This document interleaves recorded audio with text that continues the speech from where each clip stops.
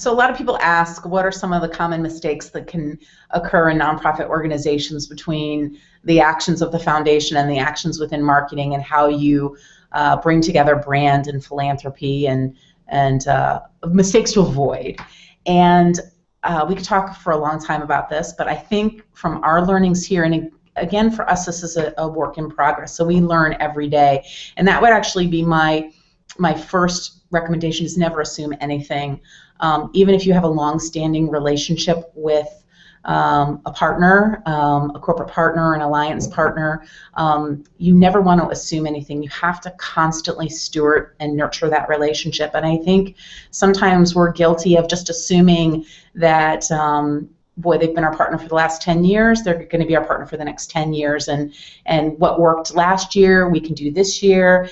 And I think really having a zero-based approach to how you look at a relationship, not only from your activation, what you're doing with your partnerships, but how you steward that relationship.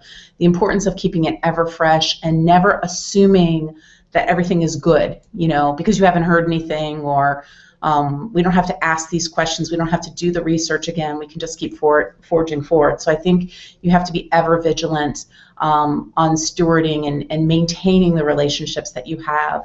I think the second piece of advice, if you're a foundation person watching this, is I've heard a lot of foundation executives talk about the fact that you need to have a unique brand for the foundation, or people give to the foundation. And I would say that one thing we've learned is the importance of presenting yourself with a single cohesive brand that people give to what the organization stands for and what your cause is, versus feeling like they give to a particular fundraiser or they give to a particular foundation because of the relationships. Those are a key part, but I feel like at the end of the day, your relationship with your corporate partner has to go beyond just the individual fundraiser or the foundation, that they really have to have a connection to the organization as a whole and the cause, and the importance of speaking with a single brand.